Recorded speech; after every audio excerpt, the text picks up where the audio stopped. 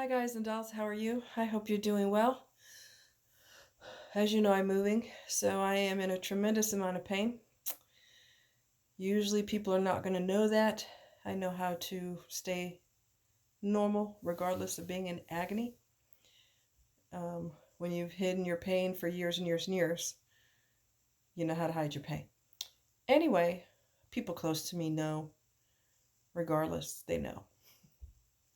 Even if I don't say a word, in fact, that's usually a sign. When I get super quiet and I don't say anything, they're like, yeah, you're not doing well. Yeah, how do you know? Because you're real quiet right now. I'm like, yeah, you would be right. Anyway, I just want to do a quick commentary about somebody was nice enough to, hi guys and dolls, how are you? Someone was nice enough to watch one of my videos and comment about, I'm sorry that you went through this with your ex and, how soon in did you know that this person was not who they portrayed themselves to be? And I'm paraphrasing. First of all, I want to thank the person. If they see this video, I want to thank you for watching my videos because I'm not, um, I don't take for granted that people watch my videos. There's so many other things you could be doing with your time. So I do appreciate you everybody taking the time out to watch my videos. And I am better than the last time you guys saw me. Last time I was bawling and just going through conniptions, but I am better. I've been too busy to be anything but, well, I mean, physically I'm not better, but I'm getting there mentally. And I'm probably going to fall in love with my new place and it's just going to be awesome. But in the meantime, you know, yeah. So I'll fill you in whenever I'm able to. I'm not going to leave you hanging. So, anyway, long story short, with my ex, 2 years in, he was still portraying Mr. Nice Guy, Mr. Considerate, Mr. Well, if you need it, buy it. Or if you want it, buy it. Generous with his money. He played that facade for 2 years. And then once we got married, I noticed there were red flags before, but they gradually became more and more obvious. They weren't subtle red flags anymore. They were glaring issues in my face and fights for no reason, arguments for no reason. Like I told this person who wrote me, like I said, thank you.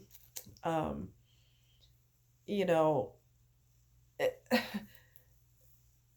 who you see is not who they are, and you fall for that. So anyway, once you go through this relationship, and I know a lot of you who are were married, involved with a narcissist, whatever had to divorce a narcissist, whatever the situation is, I know you guys can totally 1000% relate to this, where you stay in it a lot longer than you should because you're in serious denial. You are in love with someone who's not in love with you, and your brain doesn't want to acknowledge that because when you love that person and they don't love you back,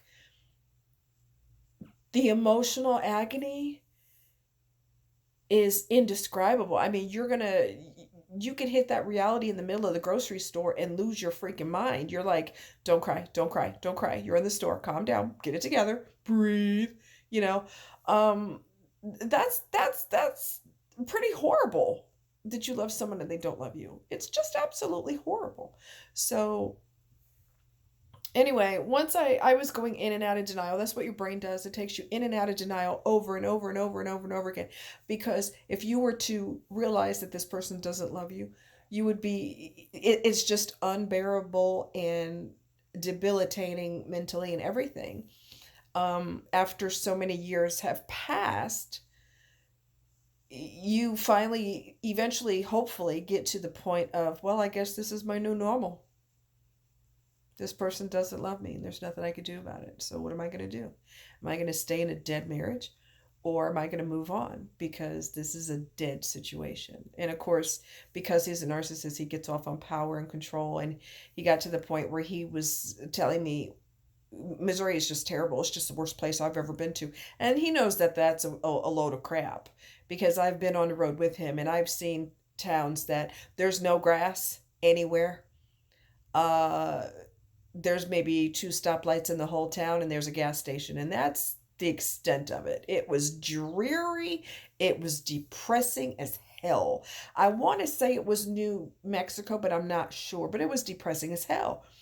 And it basically makes Missouri look like a resort in the Caribbean somewhere, you know? And I'm not kidding. And he just, Missouri's horrible, horrible, horrible, horrible. It wasn't the geographical region. Like I told someone earlier, it's not a geographical region that's the problem. It's the fact that I had rented that house myself. So when he came there, well, you know, after we were married and we were, you know, he'd automatically, you know, obviously come see me or whatever.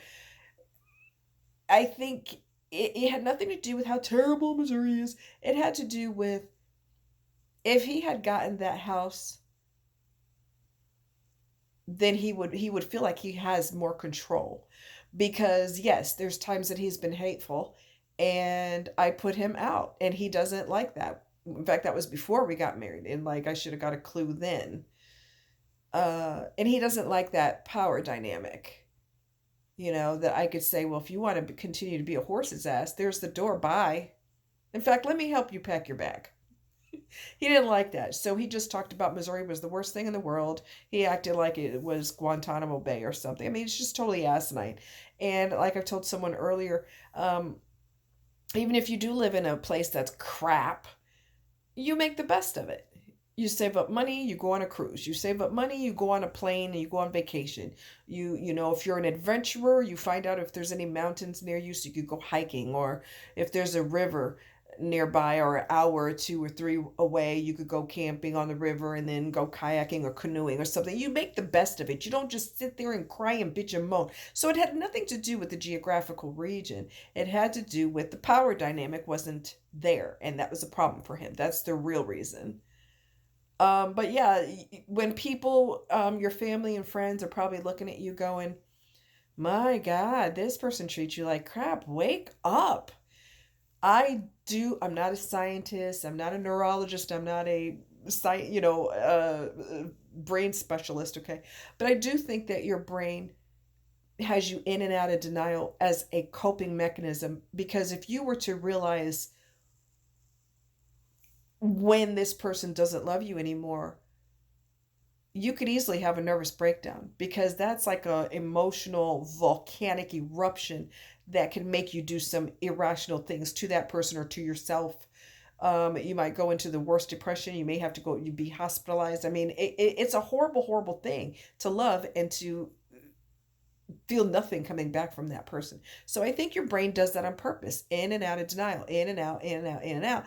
And your family and friends are going, my God, get a clue. How many more signs do you need? Well, there's more to it than that, you know, and we have hope that, and I did it too until I got a wake up call many, many years later. I wasn't quick. uh you just get to the point where you're like, eventually you get to the point like you almost have, well, you do have hope. Well, everybody goes through a rut in their relationship, you know. Nobody's perfect. People are not perfect. They have mood swings. They have issues at work, or their mom dies, or I don't care what the excuse is. That doesn't give you permission to give somebody that you're supposedly involved with, that doesn't give you permission to be hateful to them.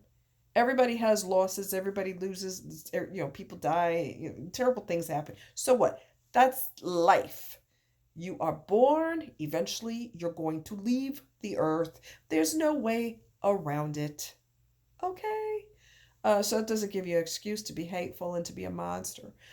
So yeah, your friends and family are getting angry and frustrated. I don't understand why you still stick around.